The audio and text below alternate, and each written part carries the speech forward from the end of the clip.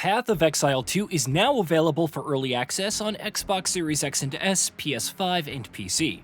That is, for those who somehow managed to get in after the long queues, crowded servers, which have faced issues since the title went live and whatnot. To say that it's extremely popular would be an understatement. One that the 459,263 peak concurrent player count on Steam doesn't fully convey, because there are also those logging in through the standalone launcher.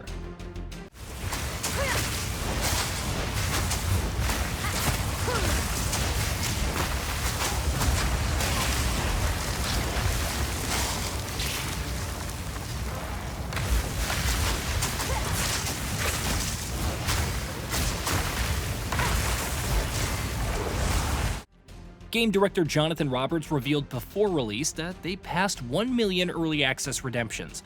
While this was good news, especially since sales continued to go up, the development team had only prepared for 1 million players. It didn't expect to require more server capacity and began ordering additional database shards and scaling things up. "We don't know what our backend services are going to be able to handle as we go above 1 million users," he said. Famous last words, as Grinding Gear Games is still struggling to accommodate the swarm of launch players. Its last update on Twitter indicated it was letting players in through batches and monitoring the backend to ensure it isn't overloaded. The official website has been restored after going down for several hours, thus preventing many from claiming their Steam keys. The sheer overwhelming demand is to be expected. After all, Path of Exile has been around since 2013, not including the alpha and closed beta, and becomes one of the most beloved free-to-play titles in history. It would trounce the likes of Diablo 4 with its depth, wealth of content, and innovation. Perhaps the only times that Path of Exile has ever faltered in popularity is by becoming its own worst enemy, delivering underwhelming updates or massive changes that weren't received well.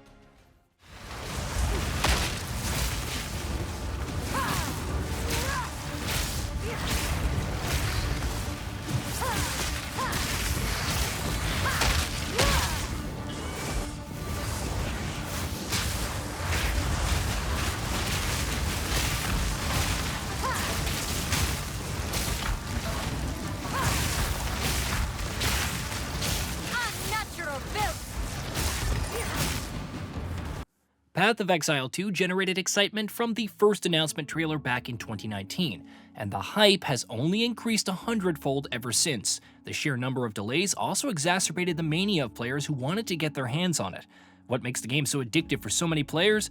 Why is it attracting so much attention for early access, even if it's the sequel to an incredible action RPG? Well, the combat's a good place to start because it bleeds into everything else. Path of Exile's one's gameplay loop accommodates an almost endless number of different playstyles and builds. The itemization is complex, and whether it's through crafting knowledge, luck, or hitting it big with currency, you could create some truly bonkers gear to tear through the endgame. By comparison, Path of Exile 2 is newer, yet a return to the simpler days. Movement is weightier and more realistic, while the hits are more impactful and visceral. A new dodge roll allows for more effectively avoiding attacks, with much of the incoming damage feeling more telegraphed. It feels slower paced, but that's an illusion. Enemies soon start swarming faster, pushing each other to get to you. Your first boss remains just that. The evil hag launching cold attacks and sending emaciated wolves at you is your newest biggest threat. What else awaits in the woods, and more importantly, what kinds of rewards will they give? That danger, that thrill, slowly becomes infectious as you grind through enemies, equipping whatever noteworthy gear and weapons may drop while leveling up and slowly improving your character with either more survivability or damage. Though you'll only start with a handful of skill gems, which not only require a specific character level and stats, but depend on the uncut gems in question dropping, there's still plenty of room for experimentation. When I opted for the Sorceress, it was all about Spark and Flame Wall. The former covered a relatively decent area but remained inaccurate. The latter damaged enemies stepping through and augmented Spark with extra fire damage. As my level increased, I started experimenting with Orb of Storms and Frostbolt, weaving in different elements, picking up passives that could leverage all three at once, and attempting to pile on the elemental damage from the get-go. However, there were all the support gems which augmented skills in different ways. A higher cooldown for Flame Wall in exchange for more damage, shattering frozen enemies to create a chilling vortex against others, extending the duration of Orb of Storms to ensure more lightning chains. We're all still relatively simple territory, but things were quickly becoming more complicated. Easily swapping out skill and support gems is incredible alongside resetting your passives with gold, which also helps with the experimentation. If you're not feeling something or want to go in completely different directions, it's easy to swap from the get-go. Even in the late to end game, swapping builds is far less punishing than in Path of Exile 1, as long as you have the relevant gear, especially because skill gems don't require additional leveling. Engrave a high-level skill gem and you get the better version of that skill. No grinding required. Combat becomes more nuanced as your build is defined, and sure enough, you'll face enemies with a wider range of abilities and dangerous modifiers. Yet that desire to keep pushing forward to reach the next objective is unmatched. It isn't just the rewards, from XP to obtain more power from the passive tree to currency for augmenting your gear, but unleashing your newfound capabilities on enemies. Soon enough, entire screens start shattering from lightning storms, comets, and fiery rains while you construct frozen walls, curse them, and slow them. Eventually, you'll find things more challenging, and it's back to the drawing board to make some adjustments.